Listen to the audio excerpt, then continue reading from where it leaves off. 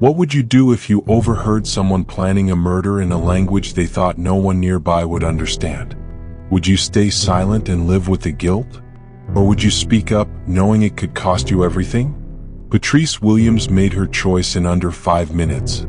And that choice turned her from a graduate student working tables into the most wanted woman in the city's underworld.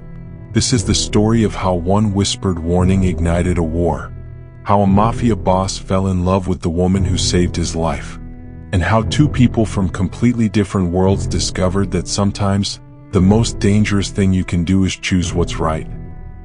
New Orleans, January 2026. The kind of winter night where the cold actually bites. Laveau's restaurant sits in the Garden District, all old money and new secrets.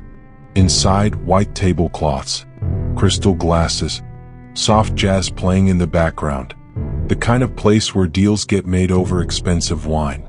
Where power dresses up in Armani and pretends to be civilized. Tonight, 3 different lives are about to collide in that restaurant. One will nearly end. One will be saved, and one will be changed forever. But let's start 3 days later. In a hospital room that smells like antiseptic and blood. Lissam sits beside a hospital bed, perfectly still. His $1,000 suit is stained with blood that isn't his. His hand grips the hand of an unconscious woman he barely knows. Monitors beep steadily, rhythmically, the only sound in the room. The woman's name is Patrice Williams, 26 years old, graduate student, part-time server. She has a bullet wound in her shoulder and another in her side. She's been unconscious for 2 days, and Lissam hasn't left her side once. Not to eat, not to sleep, not to run his empire. Jean-Ho, his right-hand man, stands in the doorway watching. He's never seen his boss like this. Lissam is a man who built an empire on cold calculation, who survived in a world where emotion gets you killed.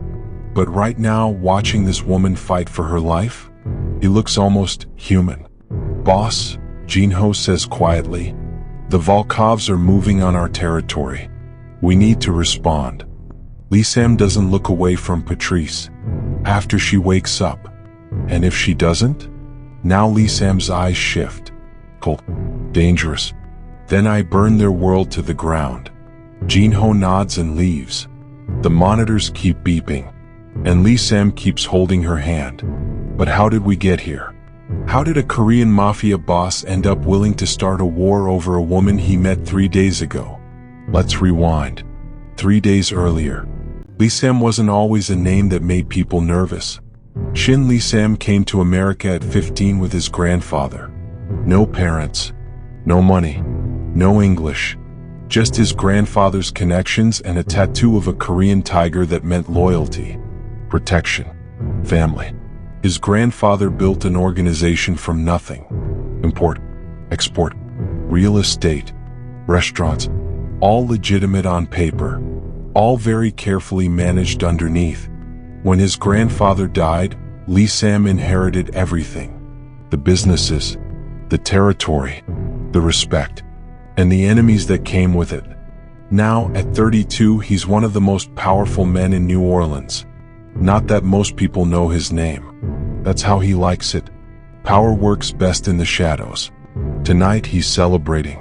A new shipping contract. Legitimate, actually. His lawyer set it up. His accountant approved it. Lissam is slowly, carefully making his empire clean. Building something his grandfather would be proud of. His fiancée suggested Laveau's for the celebration dinner. Camelia Volkov. Stunning. Elegant. Russian-American with connections to one of the East Coast families. They've been engaged for 6 months. The wedding is planned for spring. It's a good match. Strategic. Her family's territory doesn't overlap with his. The marriage will strengthen both organizations. Well, Lissam doesn't think much about love. In his world, love is a luxury you can't afford. But respect, partnership, security, those he has, or so he thinks. While Lissam prepares for dinner, Patrice Williams is getting ready for her shift. 26 years old. Beautiful. Smart as hell. working at Laveau's to pay for her master's degree in international relations. She dreams of working for the State Department someday, maybe the UN, building bridges between cultures, solving conflicts through diplomacy. It's why she studied Russian as an undergrad, even spent a semester in Moscow, fell in love with the language, the literature, Pushkin and Tolstoy. She maintains her Russian by reading, watching films. Her mother thinks it's a waste of time. When are you going to use Russian in Louisiana, baby? Patrice always laughs. You never know, Mama. Tonight she'll find out. Her younger brother Trevor texts her before her shift. Need help with calc homework later? After work, baby bro. I got you. Trevor is 16. Smart. Good kid. Everything Patrice does, she does for him. To show him there's a way out of their neighborhood. That education matters. That hard work pays off. She has no idea that in 3 hours, Trevor will be in protective custody. That everything she's built will be destroyed. That she'll kill a man with her own hands. Right now, she's just tying her apron and checking her tables. Another Thursday night at Laveau's. Or so she thinks. Lee Sam arrives the elegant restaurant at 7:30. 3 men with him. Jean Ho and 2 guards. 3 more positioned outside. Lee Sam never goes anywhere alone. In his world, paranoia keeps you alive. Patrice seats them in the Magnolia Room, a private dining space, elegant, separate from the main restaurant. Lee Sam tips well, always polite. She's served him before. He barely looks at her. Not rude, just focused. Men like him have a way of looking through people, like your furniture, part of the scenery. Patrice doesn't take it personally. She's learned that wealth and power often come with social blindness. But tonight, she'll become impossible to ignore. Camellia arrives 15 minutes late, stunning in an all-white dress. Designer. Expensive. Perfect. Patrice notices she seems nervous, keeps checking her phone, eyes darting to the exits. Lee Sam notices too but says nothing. They order. Wine first. Appetizers. Camellia barely touches hers. You okay? Lee Sam asks. Camellia smiles. Fine. Just a headache. She excuses herself to the restroom. And that's when everything changes. Patrice is restocking the women's restroom. Fresh towels. Soap. The expensive kind that smells like lavender. She's in the small supply closet adjacent to the lounge area when she hears it. Russian. Rapid. Urgent. A woman's voice on the phone. Patrice freezes. She shouldn't eavesdrop. She knows this. But the language catches her attention like a hook. She hasn't heard Russian spoken naturally in months. Then she hears the words that make her blood run cold. 5 minute, Dyadya Dmitri. 5 minutes, Uncle Dmitri.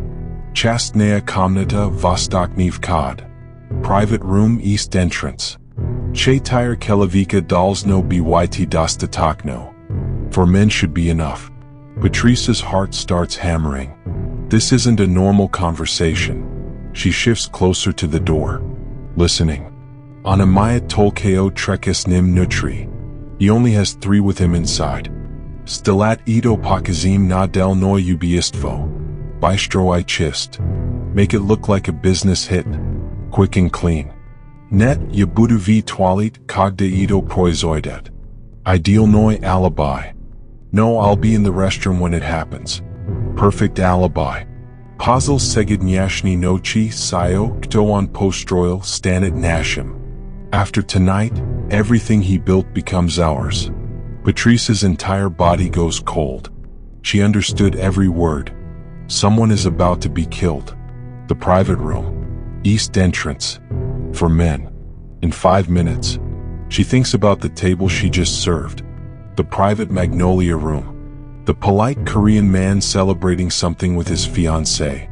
The fiancée who's on the phone right now in Russian. Planning his murder. Oh God. Oh God. Patrice crouches in the supply closet, hand over her mouth. What does she do? Call the police? By the time they arrive, it'll be over. Tell her manager? What would she even say? I overheard something in Russian? She has maybe 4 minutes now, maybe less. A man is about to die and she's the only person who knows. She thinks about Trevor, about her mother, about staying safe and minding her own business. But she also thinks about watching the news tomorrow, seeing a murder at the restaurant where she works, knowing she could have stopped it. The restroom door opens. Camelia's heels click across the tile. Patrice holds her breath until the woman leaves through a side entrance. Seems she's going for a smoke. Then Patrice makes her choice. The same choice that will change everything. Patrice's hands shake as she walks back to the Magnolia room. 3 minutes, maybe less. She has to warn him but has to do it before the woman returns. Patrice approaches the table with a wine bottle. Sir, excuse me. Her voice is steady. Barely. I need to check on your menu preferences. She leans close to Lisam, whispers fast and low. Don't react. You're in danger. Your fiancé just ordered a hit in Russian. For men. East entrance. Under 3 minutes. Lisam's eyes flick to her face. He's still alive because he reads people fast. Right now, he reads pure terror in this woman's eyes. An absolute honesty. His hand moves under the table. Texting. What's your name? Patrice. Patrice. Kitchen. 30 seconds. Stay down. Camelia returns to the table. Her smile freezes when she sees Patrice still there. Is everything all right? Lisam stands smoothly. I just got an urgent call. We need to leave. Camelia's face shifts. Confusion, then understanding, then rage. She looks at Patrice, says something in Russian that Patrice understands perfectly. The girl. She knows. Lisam is already moving. So is Jinho. So are the guards. And Patrice runs for the kitchen. Behind her, the east entrance explodes inward.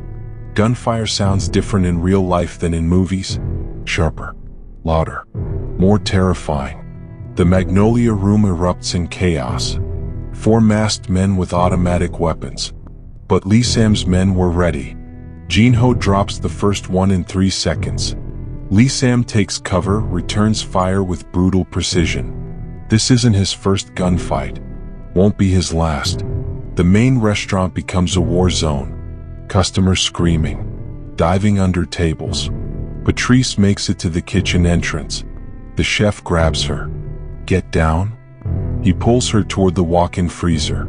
But Patrice looks back, sees Lisam moving like a trained soldier, sees Jinho fighting with terrifying efficiency. Then she sees Camelia, the woman in white, standing calmly near the doorway, watching, waiting. Their eyes meet across the chaos, and Camelia's face twists with pure hatred. She screams something in Russian. Chernaya devushka, ona raskazala yemu. You beat Ye. The black girl. She told him. Kill her. One of the masked men turns, aims directly at Patrice. Time slows down. Patrice sees the gun, sees the moment he decides to fire, tries to move. Too late. The bullets catch her shoulder first, then her side. The pain is unlike anything she's ever felt. White hot, consuming. She goes down on the white kitchen tiles. Blood spreading. Fast.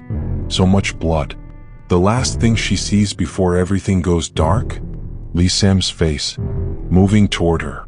Something fierce and protective in his eyes. Then nothing. Lisam reaches Patrice in seconds. She's unconscious, probably from the shock of being shot at. Bleeding. Behind him, Jinho is still fighting. 2 hitmen down. 2 retreating. Boss, we need to move now. Lisam doesn't hesitate. Get her. Jinho looks at him like he's insane. Boss. She saved my life. We don't leave her. 2 of Lisam's men lift Patrice. She's limp, but breathing. They fight their way to the back exit. Camelia has disappeared in the chaos. Outside, 2 black SUVs are waiting. Always waiting. Lisam's men are nothing if not prepared. They load Patrice into the first vehicle. Lisam climbs in beside her, takes off his jacket, presses it against her wounds. Drive, he tells Jinho. Now. The SUV peels out. Behind them, 2 more vehicles appear. Volkov reinforcements. The chase begins. Jinho drives like he's racing the devil. Because he is. Through the garden district. Into the industrial area. Bullets spiderweb the rear windshield. Lisam shields Patrice with his body. He's on the phone with Dr. Park, his private physician. Completely off the books. Gunshot wounds. 2, maybe more. She seems critical. Hospital. No, they'll find her. Just be ready. Lisam looks down at Patrice. Her face is pale. Lips turning blue. Blood soaking through his jacket. Stay with me, he tells her. Don't you dare die after saving my life. Her eyes flutter open for a moment. Why? She whispers. Why would she? Because people are poison, Lisam says. But not you. Behind them, the second SUV engages the pursuers. Tactical driving. Precision shooting. Lisam's men are former military.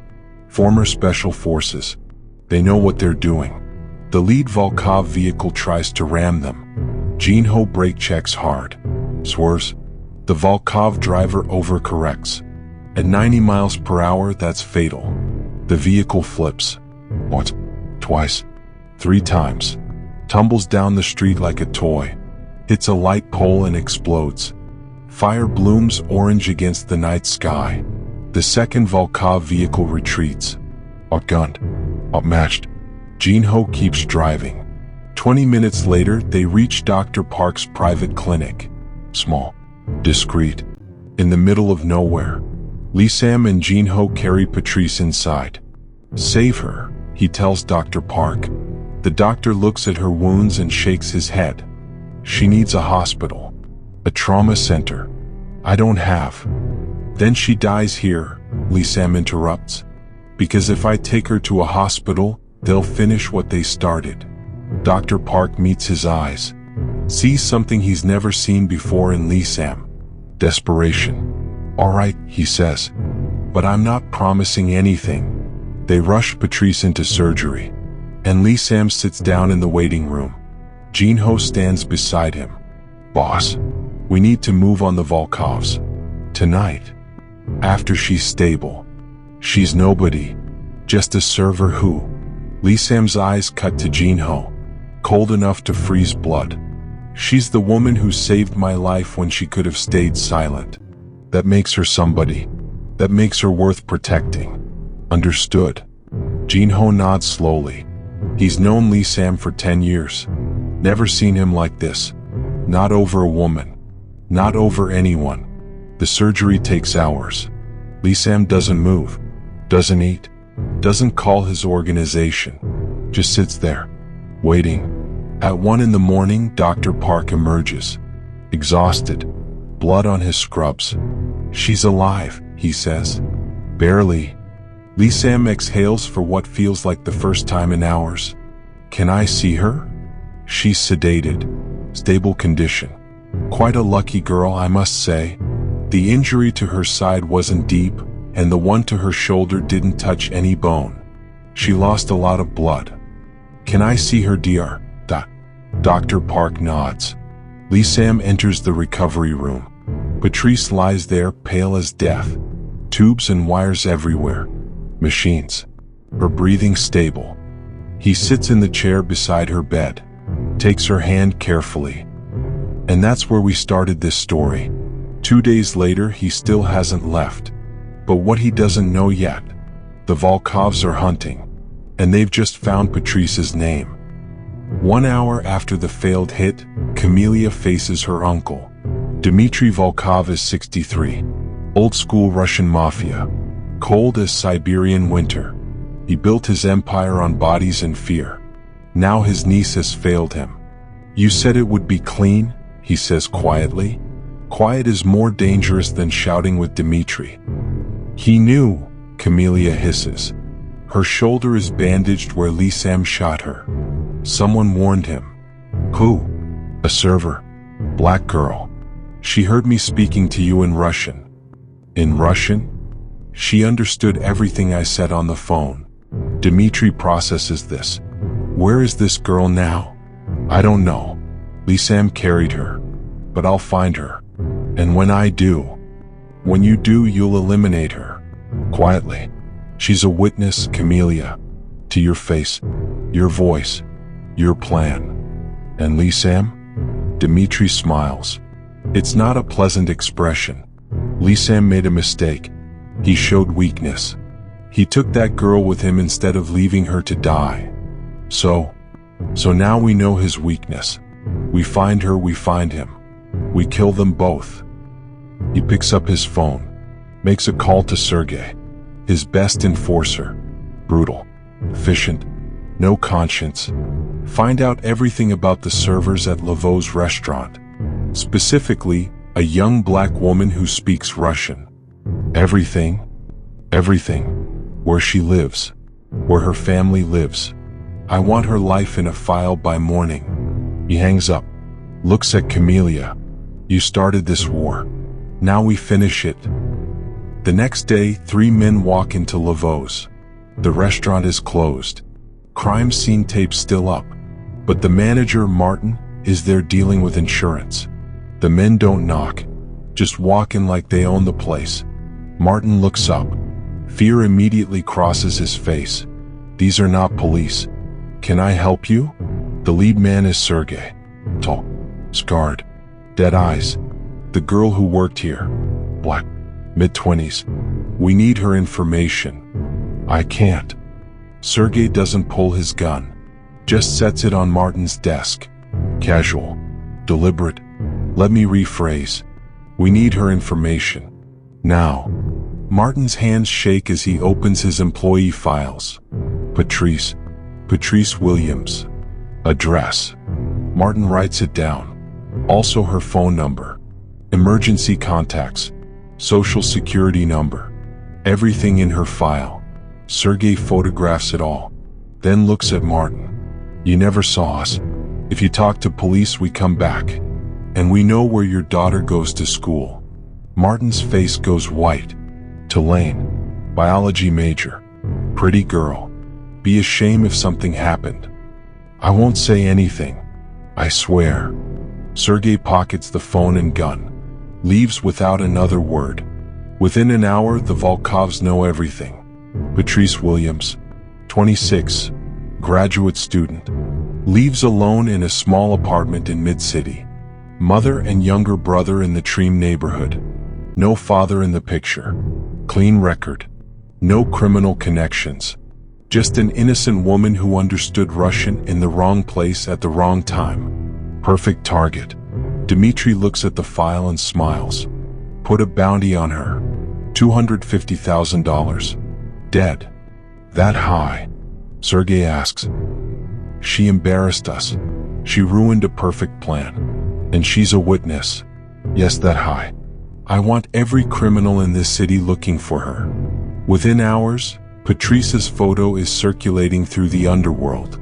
Every gang, every crew, every freelance killer. $250,000 for a graduate student who serves tables. Half the city's criminals start hunting. 2 days after the shooting, Patrice opens her eyes. The first thing she sees is a stranger's ceiling. Medical equipment. Beeping monitors. Pain everywhere. Her shoulder feels like it's on fire. Her side is burning. Then she sees him. The man from the restaurant. Sitting in a chair beside her bed. He looks like he hasn't shaved. Hasn't slept much. His expensive suit is rumpled. But his eyes are alert. Watching her. Where? Her voice is barely a whisper. Safe, he says. You're safe. The restaurant. You saved my life. Then you almost lost yours. Memory floods back. The phone call. The Russian. The warning. The gunfire. The blood. The lady. Lisam's face hardens. My fiancée, but not anymore. She's hunting you now. Because you exposed her. Tears fill Patrice's eyes. My family. Oh God, my family. I have men watching them. Your mother, your brother Trevor. They're safe. How do you know my brother's name? I know everything about you now. Had to make sure you could be protected. Patrice wants to be angry about the invasion of privacy, but she's too scared, too overwhelmed. I should have stayed quiet, she whispers. I should have just. Then I'd be dead, Lissam interrupts, and you'd spend the rest of your life wondering if you could have done something. Now my life is destroyed. No, now your life is different, but you're alive, and I'm going to make sure you stay that way. Why? He looks at her for a long moment. Because you're the first person in years who chose to do the right thing when it cost you everything. That deserves protection. That deserves loyalty. I don't even know you. My name is Shin Lissam, and whether you like it or not, I'm your guardian angel now. Patrice wants to argue, but exhaustion pulls her back under. Before she sleeps, she whispers, "Thank you." Lissam watches her drift off. Then he pulls out his phone. Text Jean Ho, status on her family? Secure. Move them to a safe house. Brothers freaking out, but they're safe. Good. And the Volkovs. Moving on our territory. Hit one of our warehouses. 2 men dead. Lissam closes his eyes. This is war now, but he can't fight it. Not while she's vulnerable. Not while she needs him. For the first time in his life, Lissam has something more important than revenge. He has something worth protecting. Day 3 after the shooting. Sergey and 2 other men break into Patrice's apartment. It's small, neat. A student's apartment. Books everywhere. Russian novels. International relations textbooks. Photos on the walls. Patrice at graduation. With her mother. With Trevor. The 3 of them smiling. Happy. Normal. A globe on her desk. Maps on the walls. Dreams of travel. Of making a difference. All about to be destroyed. Sergey looks around and nods to his men. Send the message. They work systematically. Slash the couch. Smash the dishes. Break her laptop. Tear her books. Spray paint Russian curse words on the walls. Obscenities. Threats. In the bathroom, Sergey writes on the mirror in red paint. Tai umriash krachashtia. You die screaming. They pour gasoline across the floor. Don't light it. The message is clear. We could have burned everything. This is mercy. Next time won't be. They steal her passport, her documents, her personal information. Leave the door open. A neighbor will find it in the morning and call the police. But by then it won't matter. Patrice's old life is already over. 4 days after the shooting, Lissam makes a decision. Dr. Park's clinic isn't secure enough. The Volkovs will find it eventually. He moves Patrice to his compound, his actual home. 20 acres outside the city. Walled, gated, cameras everywhere. 24-hour security rotation. Nobody gets in without clearance. Nobody gets out without permission. It's a fortress, and Patrice Williams just became its most valuable asset. She's still weak, still healing, but conscious now. Where? Lissam gives her her own suite. Bedroom, bathroom, private sitting area, windows overlooking the gardens. This is where you'll stay, he tells her, until it's safe. When will that be? When the Volkovs are no longer a threat. And if that never happens? He doesn't answer, because they both know the truth. This might be her life now. That evening, Lissam has to tell her about the apartment. He shows her the photos his men took, the destruction, the threats, the gasoline can. Patrice stares at the images on his tablet. Everything she owned, everything she worked for, her books, her research, her life, all destroyed. She doesn't cry, just goes very quiet. There's more, Lissam says gently. More? They've put a bounty on you. $250,000. The number doesn't even register at first. Then it does. $250,000? For me? For killing you, yes. Why so much? You embarrassed them. You witnessed their plan. And you're connected to me now. That makes you valuable. Patrice laughs. It's not a happy sound. More like hysteria trying to break through. I was supposed to defend my thesis next month. Start my career. Help Trevor get into college. Your family is safe. I moved them to a protected house. Trevor's school thinks he transferred. Your mother is being told it's witness protection. And when they ask questions, FBI is handling it. I have contacts. Of course he does. Patrice looks at him. Really looks at him. This man who saved her life after she saved his. Who destroyed her old life to protect her new one. I don't even know what you are, she says. Mafia? Gangster? What? I'm a businessman, Lissam says carefully, with interests that sometimes conflict with the law. That's a very polite way of saying criminal. Yes and no. At least he's honest. And now I'm part of your world. Yes. I don't want to be. I know. But the alternative is you dead in a ditch somewhere. So for now, this is your world. I'm sorry. Patrice nods slowly. She should be angry. Should hate him. None of this is his fault. He didn't ask her to warn him. Didn't ask her to be collateral damage. She made a choice. And now she lives with it. I need to sleep, she says finally. Lissam stands. If you need anything. Why are you doing this? Patrice interrupts. Really? You could have just hidden me somewhere. Paid someone to watch me. Why are you personally involved? Lissam pauses at the door. Because I don't forget debts. And I don't abandon people who save my life. That's not who I am. He leaves. And Patrice sits alone in her beautiful prison. Outside, the sun sets over the compound. Inside, she tries to figure out how to survive this new life. This life she never asked for. The first week is the hardest. Patrice is healing physically. But emotionally, she's drowning. Lissam checks on her daily. Polite, professional, distant. She can't figure him out. One moment he's cold and calculating. The next, there's something almost gentle in how he looks at her. He brings her books, Russian novels she mentioned liking, new clothes that somehow fit perfectly, a laptop, phone, tablet. You're still a student, he says. You should keep learning. Hard to focus on international relations when I'm living with the Korean mafia. A ghost of a smile crosses his face. Then study us. Learn how organizations like mine work. Might be useful someday.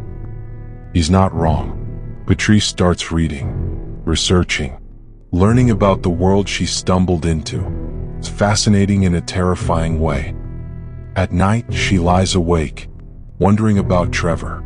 Her mother must be terrified, and she can't even call them. Too dangerous. Lissam assures her they're safe. She has to trust him. What choice does she have? Week 2, Patrice is strong enough to walk the grounds. The compound is beautiful. Koi pond, Zen garden, cherry trees that will bloom in spring. It's almost peaceful, if you ignore the armed guards. She finds Lissam sitting by the pond. Unexpected. He's usually working, always busy, but right now he's just sitting there, watching the koi swim. Mind if I join you? Patrice asks. He gestures to the bench beside him. They sit in silence for a moment. Then Patrice speaks. I need to know what happens now. You heal. You stay safe. And then? The Volkovs will make another move. When they do, I'll end this. How? Lissam looks at her. Really looks at her. You don't want to know the details. Maybe I do. Maybe I deserve to know what I'm caught up in. He considers this. Camellia wanted me dead for 2 reasons. Power and revenge. Revenge? I killed her brother 5 years ago. Didn't know it was her brother at the time. He was masked, unidentified, tried to muscle into my territory. I gave him a chance to leave. He fired first. I returned fire. Self-defense. You killed someone in self-defense and now she wants to kill you? Family is complicated in my world. Patrice thinks about Trevor. What'd she do if someone hurt him? Maybe she understands more than she wants to. What was your life like? Lissam asked suddenly. Before all this? Small. Normal. I worked. I studied. I dreamed about making a difference someday. And now I'm making a difference by staying alive. Not quite what I had in mind. He almost smiles. You're doing better than most people would. Some people would be catatonic by now. I'm terrified, Patrice admits. Every night, every moment. But I refuse to break. Why? Because Trevor is watching. Even if he can't see me, he's watching. And I need him to know that his sister doesn't give up. Lissam nods slowly. That's why you'll survive this. You have something to survive for. What about you? Patrice asks. What do you survive for? The question catches him off guard. Nobody asks him things like that. My grandfather built all this, he says finally. I survived to honor what he built, to make it legitimate, clean. Can you do that? Make something clean when it was built on blood? I'm trying. Every day, I'm trying. They sit in silence again, but it's more comfortable now. Like maybe they understand each other a little better. Week 3, Lissam makes a decision. I'm teaching you to shoot. Patrice looks up from her laptop. What? You need to know how to protect yourself. Come on. He takes her to the private range on the compound, hands her a Glock 19. Lighter than she expected. It's not loaded, he says. First, learn the grip. He stands behind her, adjusts her hands, her stance, her posture, his body close to hers. Professional, instructional. But Patrice feels the heat of him, the controlled power. Breathe, he tells her. Squeeze, don't pull. They practice for hours. By the end, Patrice is hitting the target consistently. Good, Lissam says. Again tomorrow. It becomes routine. Every morning, training. He teaches her to shoot, to fight, to be aware. In my world, he explains, survival is a skill. You're learning that skill. Patrice should be horrified. A month ago, she'd never touched a gun. Now she's training like a soldier. But there's something empowering about it too. About taking control. About not being helpless. Jinho watches from a distance. Boss is falling for her, he tells another guard. She's just a job. Look at him. I've never seen him like this. He's right. Lissam is different around Patrice. Less cold. More human. Something is shifting between them. Neither of them wants to name it yet. But it's there. Growing. Dangerous. Evenings, Patrice reads to Lissam. It starts accidentally. She's reading Pushkin in the garden. Lissam walks by, pauses. What are you reading? Eugene Onegin. Pushkin. Russian poetry. Read it aloud. She does. The language flows beautifully from her lips. Lissam doesn't understand a word, but he's mesmerized by the sound. It becomes another routine. After training, after dinner, she reads to him. Poetry. Literature. Stories from a world he's never known. You love this language, he observes one night. I love what it represents. Connection. Understanding. Building bridges. Even after what happened? Camellia doesn't represent Russian culture. She represents greed. That's universal. Lissam considers this. You still believe in good. After everything. Don't you? He doesn't answer. But he keeps listening when she reads. Like maybe he's trying to remember what good sounds like. One day, Patrice's shoulder seizes up after a training session. She gasps in pain. Can't move her arm. Lissam finds her struggling. Let me help. He knows about injuries, knows about pain management. His hands work the tight muscles carefully, professional at first. But the moment extends, both of them aware of the electricity, the connection. Better? He asks quietly. Yes, thank you. His hands linger for just a moment, then he pulls away. You should rest. But something shifted in that moment. They both felt it. The line between protector and protected blurring, becoming something more complicated, something neither of them can name yet. That night, Lissam tells Jinho to double security. Problem, boss? The Volkovs will move soon. I can feel it. Nobody gets to her. Understood. Jinho nods. He understands something Lissam doesn't want to admit. This isn't about debt anymore. This isn't about honor. His boss, Lissam, is falling for Patrice Williams. And in their world, love is the most dangerous weakness. While Lissam protects Patrice, the Volkovs attack his empire. Another warehouse burned. One shipment hijacked. 3 of his men ambushed. 2 badly wounded. They're trying to draw him out. Make him choose between protecting her and protecting his organization.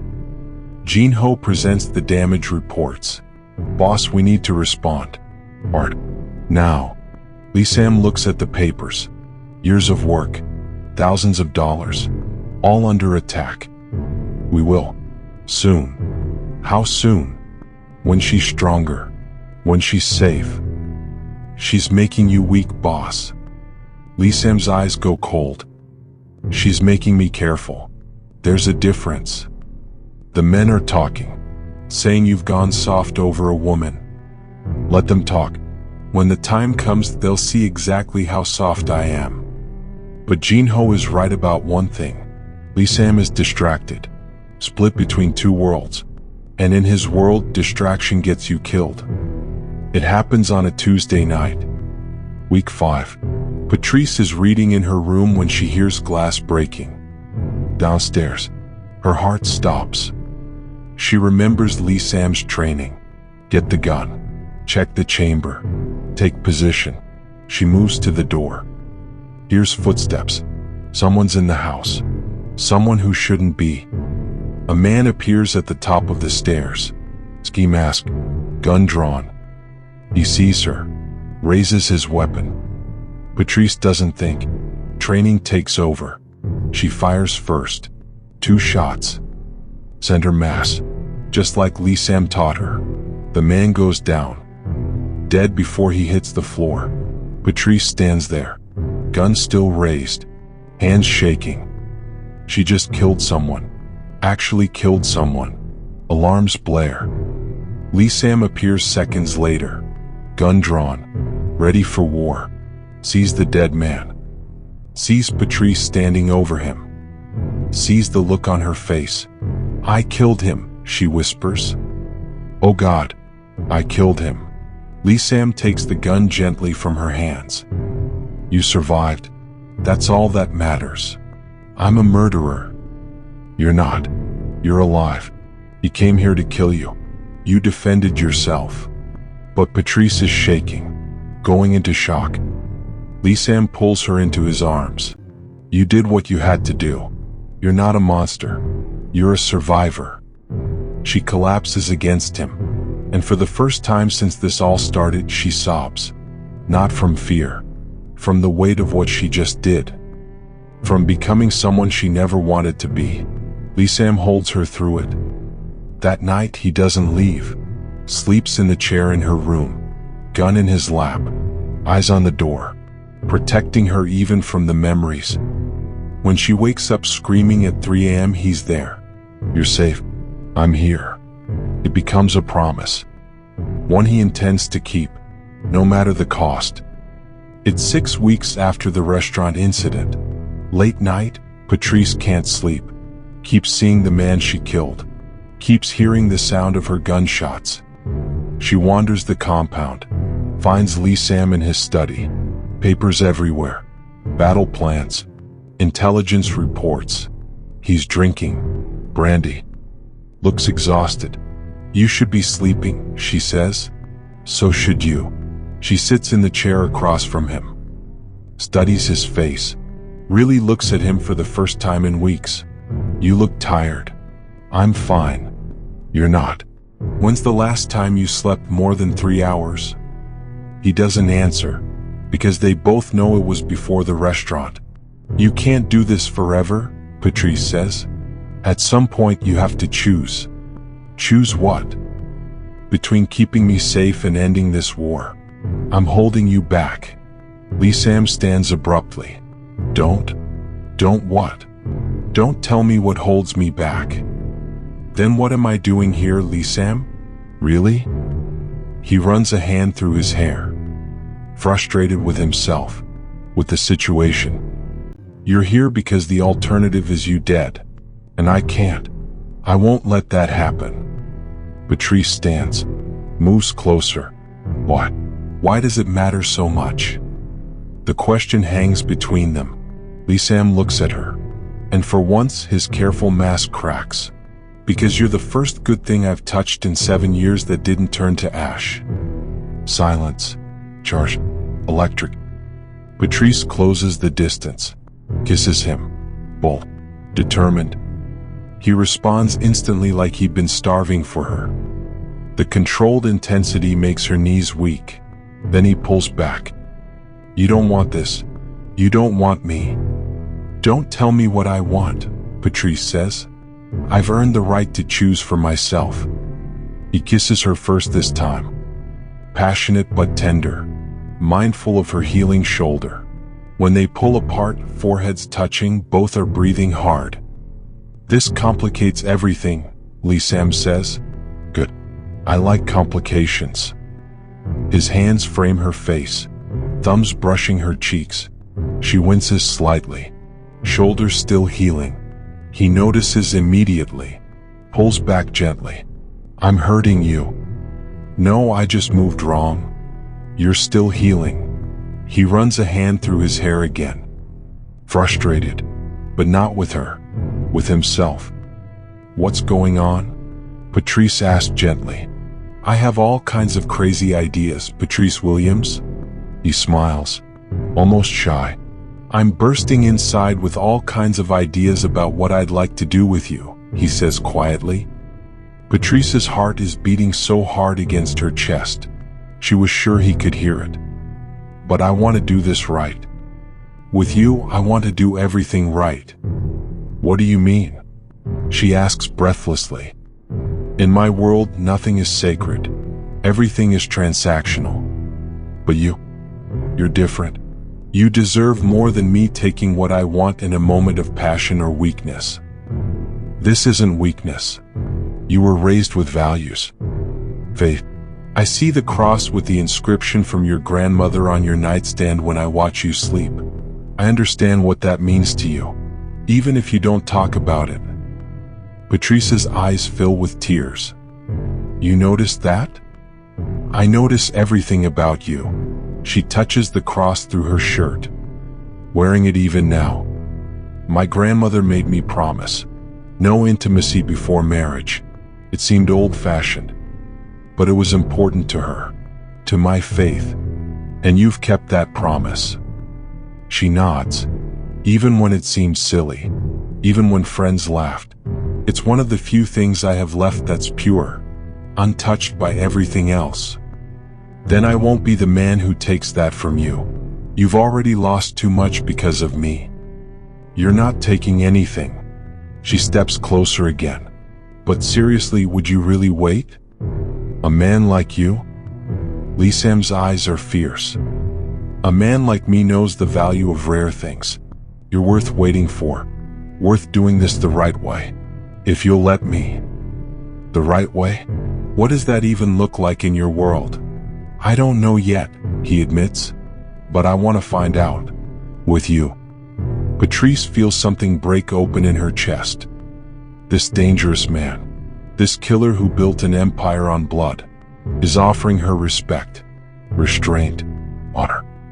"Stay with me tonight," he says. "Just stay. Let me hold you. Nothing more.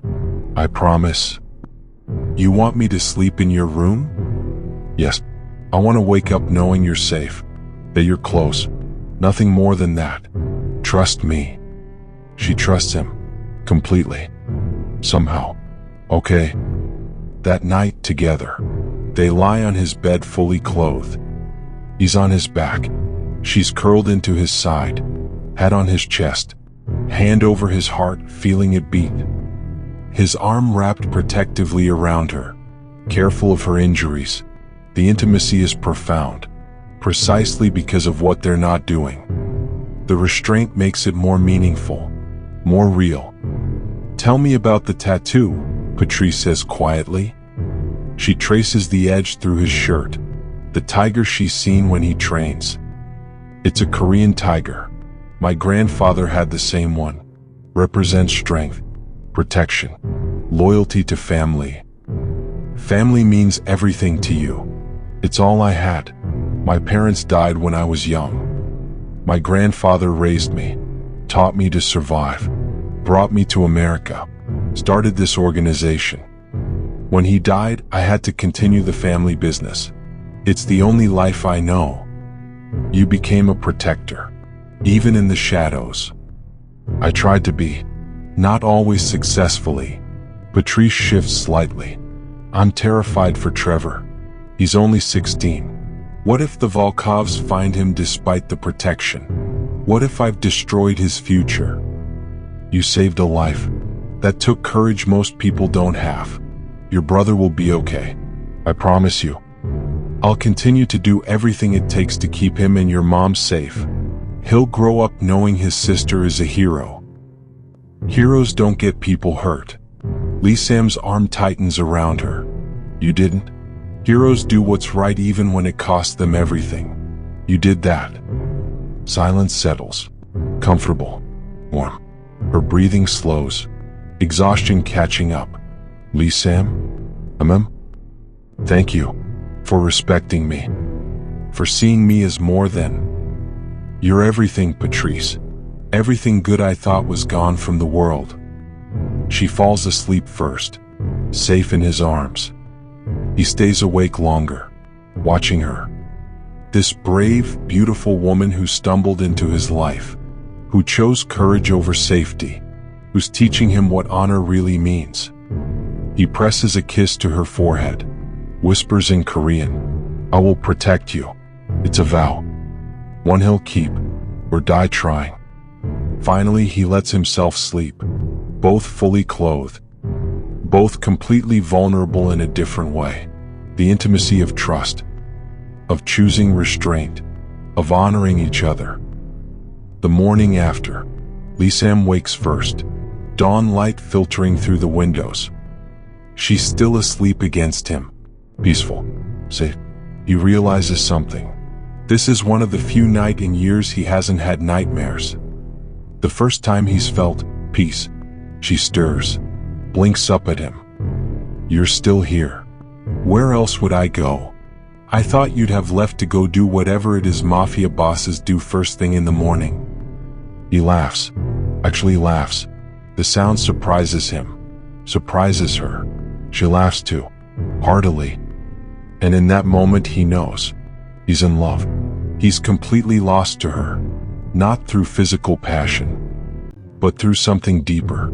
Through chosen honor, mutual respect. A connection that transcends the physical. From that night forward, everything changes. They're inseparable. He sleeps in her room or she in his. Always clothed, always respectful. But the emotional intimacy grows exponentially. Hand-holding that means everything. Kisses that are treasured, not taken for granted. The anticipation of their future makes every moment precious. Everyone in the compound sees the change. Lee Sam is softer with her, but fiercer in protecting her. She's become his reason, his redemption. The waiting will make their eventual union sacred. Something to anticipate. something worth protecting. Week 7, Lissam makes a decision. He can't keep Patrice in limbo, can't split his attention forever, has to end the Volkov threat, permanently. He meets with Jinho and his lieutenants. We're going on offense. I want Dmitry Volkov. I want this finished. Finally, Jinho says, "What changed?" "I changed. I have something worth protecting now. Someone worth fighting for. And I can't protect her if I'm always looking over my shoulder."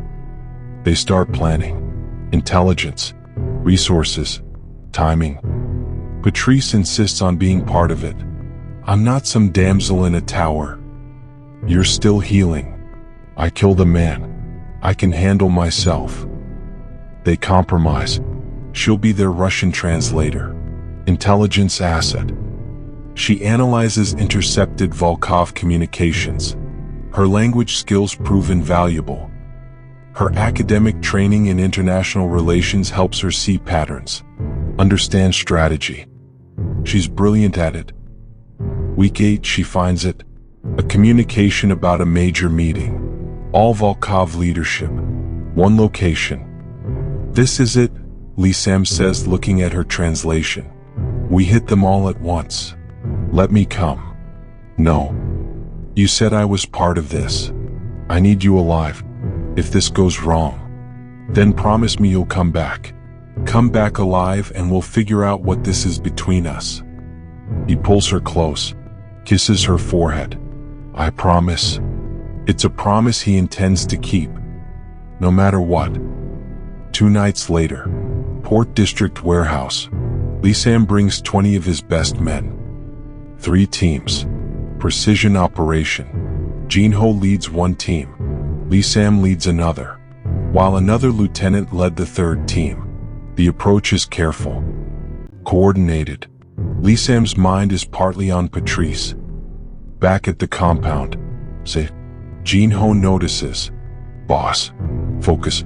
We're going to war." "I'm focused. Let's end this." The assault is simultaneous.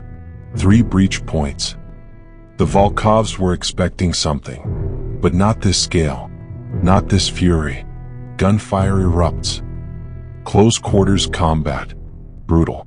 Efficient. Lissam moves through the warehouse. A man on a mission. Every shot precise. Every movement calculated. This is what he's trained for his entire life. Then he sees her. Camellia. Arm still in a sling from his previous shot. He had shattered a bone. When their eyes meet, hers fill with hatred. "You should have died at that restaurant. You picked the wrong man to betray." She fires. He moves. Returns fire. Hits her leg. She goes down screaming. But she's not the real target. The warehouse office door opens. Dmitry Volkov emerges. 63. Cold eyes. Dangerous. He has Jinho at gunpoint, using him as a human shield. "Lissam, always respected you, but business is business." Lissam's gun doesn't waver. "Let him go. Your war is with me. My war is with everyone who threatens my family. This man dies today. So too does that girl. She's under my protection. She's a witness, a liability. She ruined my niece's perfect plan. Your niece is poison, just like this whole rotten family." Dmitry smiles coldly. Then a voice, familiar, unexpected. "Actually, I'm right behind you." Patrice. She came anyway. Refused to stay safe. Slipped past the guards. Took a car. Followed them to the warehouse. Now she stands behind Dmitry. Gun raised. Hand steady. Lissam's heart stops. What is she doing here? "The little waitress," Dmitry says without turning. "You should have minded your business. You should have left innocent people alone." Mexican standoff. Dmitry holding Jinho. Patrice aiming at Dmitry. Lissam aimed at Dmitry. Camellia wounded on the floor. Weapon in reach. Nobody breathing. Then everything happens at once. Camellia, desperate, raises her gun toward Patrice. 3 shots fire simultaneously. Lee Sam shoots Dimitri. Headshot. Fatal. Jinho breaks free, shoots Camellia. Center mass. Patrice fires at Dimitri. Hits him as well. Dimitri drops. Camellia dies instantly. The Volkov leadership is gone. Lee Sam rushes to Patrice. She's shaking. Adrenaline crashing. You could have died. What were you thinking? I was thinking I wasn't letting you fight my battle alone. He pulls her into his arms. Amid the carnage, the bodies, the blood, he holds her. Never do that again. I can't promise that. Jinho approaches. Boss. Police incoming. We need to move. They extract quickly, professionally. By the time police arrive, the warehouse is empty. Just bodies and questions. No witnesses. No evidence pointing to Lee Sam. Just another gang war. Another night in New Orleans' violent underworld. 3 weeks later, the Volkov syndicate collapsed. With Dimitri and Camellia dead, the organization fractured. Lee Sam negotiated peace with the remaining factions. Territories divided. Treaties signed. The war is over. Patrice's family returned from protection. Trevor back in school. Her mother asking questions Patrice can't fully answer. Her apartment restored. New belongings. Her old life waiting for her. She wants it. A few days later, Patrice stands in her apartment, looking around at the new furniture, the replaced books, everything almost exactly as it was. Except it's not. She's not the same person who lived here. That woman was innocent, naive, safe.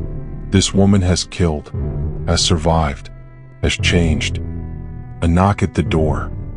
Lisa, hands in pockets, uncertain. First time she's seen him look vulnerable. Your life, he says. It's yours again. Graduate school, career, everything.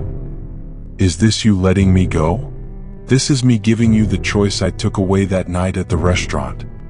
Patrice looks around the apartment, at the life she built, the dreams she had. What if I don't want my old life back? You should want it. It's safe, clean. It's boring, empty, lonely. It doesn't have you in it. Lee Sam takes a step forward like she just handed him a trophy. Patrice, I know what you are.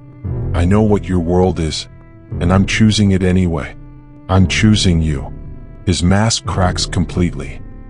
I'm in love with you, Patrice. I've been in love with you since I saw you lying in that ICU, fighting for your life after saving mine.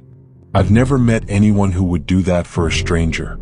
You had every reason to stay quiet, to run, but you chose courage. You chose right. But I'm terrified I'll get you killed. Patrice crosses to him, takes his face in her hands. I'm terrified too, but I'm more terrified of walking away and wondering, what if, for the rest of my life? She kisses him. Slow. Deep. When they pull apart, she says, I love you. Flawed, dangerous, beautiful you. Lee Sam's voice is rough. I don't know if this is too soon, but I can't imagine doing life with any other woman. Will you marry me? Ask me properly. They both laugh. Real. Genuine. Lee Sam did it right. Met with her mother, her brother. Asked for their blessing. Trevor was skeptical at first. He's a gangster, Patrice. He's a businessman with complicated interests. That's the same thing. He saved my life multiple times. He protected all of you, and he loves me. Her mother was more pragmatic. Can he keep you safe? Yes, Mama. Can he provide for you? Yes, ma'am. Does he respect you? Patrice thought about the restraint, the honor, the waiting. More than anyone I've ever known. Then you have my blessing. Lee Sam planned a surprise engagement party. Invited her family and friends, and his closest people. Patrice walked in expecting a dinner for two. Found a celebration. Trevor grinning. Her mother crying happy tears. Jinho looking proud. And Lee Sam in the center of it all. Getting down on one knee. The ring simple. Elegant. Perfect. Patrice Williams. You saved my life when you had every reason to stay silent. You changed me when I thought I was beyond changing. You showed me that honor and love still exist in this world. Will you marry me? Yes. The room erupted in celebration, but all Patrice saw was him. This dangerous, beautiful man, who waited for her, who honored her, who chose her. Their wedding was small, intimate. Traditional Korean ceremony merged with her family's Baptist traditions. It shouldn't have worked, but somehow it was perfect. Now finally they're alone, in the master suite of the compound. Their compound now, their home. Lee Sam looks at her with an intensity that makes her knees weak. I've waited so long for this moment. So have I. He kisses her slowly, thoroughly, takes his time. They've waited months for this moment. Years in a way. A lifetime. His hands are gentle as he undresses her. Reverent. He could see that she was blushing. He smiled gently and kissed her again. Like she's something precious. Sacred. She touches the tiger tattoo on his chest. The symbol of loyalty and protection. Mine, she whispers. Yours, he agrees as he caresses and kisses her softly. They make love slowly. Lee Sam being very gentle with her, knowing this was her first time. Tenderly, every touch meaningful, every kiss a promise. He needed to make this memorable and special, kissing away the tears that followed her gentle moans and cries. They trace each other's wounds. It's not just physical, it's spiritual, emotional. A connection forged through fire and blood, made sacred through restraint and choice. Afterward they lie tangled together, skin to skin, heart to heart. Was it worth the wait? Lee Sam asks. Patrice laughs, feeling a bit embarrassed. Are you seriously asking that right now? Just checking. It was worth everything. Every moment. Thank you for being so patient and gentle with me, she said shyly as she traced patterns on his chest. I think we'll spend the rest of our lives discovering each other. I'm counting on it, he said excitedly. And they make love again. And again. Months of restraint exploding into passion. But never losing the tenderness, the respect, the honor. As dawn breaks, they're still awake, still exploring, still learning. I can't get enough of you, Lee Sam admits. Good, because I'm not going anywhere. Never, never. It's a vow, one they both intend to keep. Patrice moves into the compound officially, not as a rescued woman anymore, as a wife, as a partner. She transforms it from a fortress into a home. Her touch everywhere. Plants, books, art, warmth. She works in Lee Sam's legitimate businesses. Her international relations degree finally put to use, helping him expand clean operations, trade agreements, shipping contracts, real estate development. Everything her professors taught her, but applied in ways they never imagined. She trains with his security team too, not just firearms anymore. Hand-to-hand combat, strategy, leadership. She starts learning Korean. She's not just Lee Sam's wife. She's his equal. His associates learn this quickly. The first time she corrects a negotiation in her spattering Korean, they stare. The second time they listen. By the third time they defer to her. She's brilliant, fearless, and Lee Sam trusts her completely. He attends her graduate school graduation months later. Front row, beaming with pride. Her thesis, The role of honor in criminal organizations. Her professors praise its insight and depth. They have no idea how personal the research was. She learns Korean faster than he expected.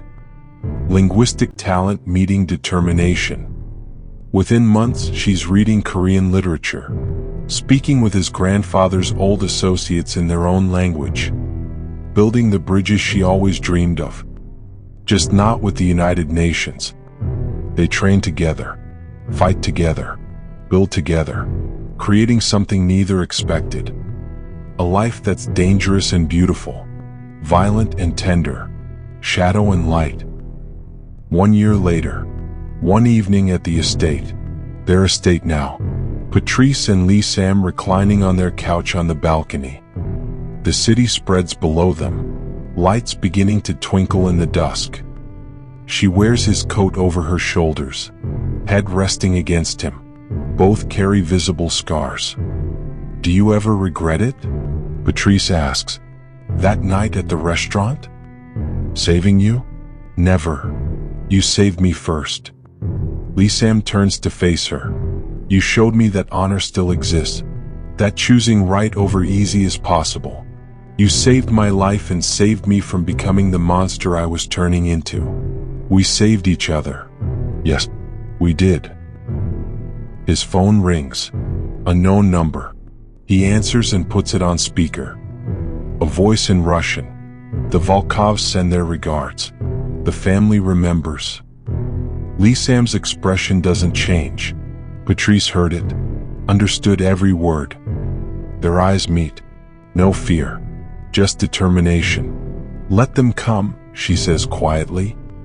Lee Sam ends the call, pulls her closer. Together? Always together. They kiss as the sun sets. The city below them full of shadows and light. Just like their life. Just like their love.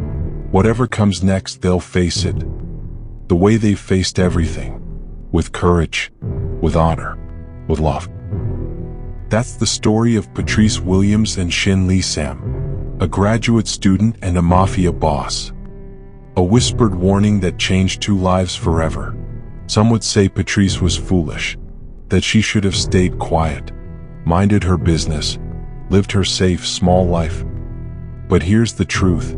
Safety is an illusion. We're all one choice away from everything changing. One moment from a completely different life. Patrice made hers in under 5 minutes. In a restaurant restroom. Based on nothing but conscience and courage. Yes, it cost her. Her apartment. Her old life. Her innocence. But it gave her something irreplaceable. Purpose. Partnership. Love. A life that matters. The question isn't whether you'll face a moment like that. The question is, what will you choose when you do? Silence and safety? Or truth no matter the cost? Patrice chose courage. And changed 2 lives instead of 1. Sometimes the most dangerous thing you can do is the right thing. But that's exactly what makes it worth doing. If this story moved you, subscribe. We bring you stories of courage, redemption, and unexpected love. Stories that remind us what it means to be human, even in the darkest places. Now my question for you. Have you ever made a choice that changed everything? A moment where you chose right over safe? Share your story in the comments. Let's remind each other that courage still exists, that honor still matters. Until next time, stay brave, stay true, and remember, in a world of shadows you can be the light.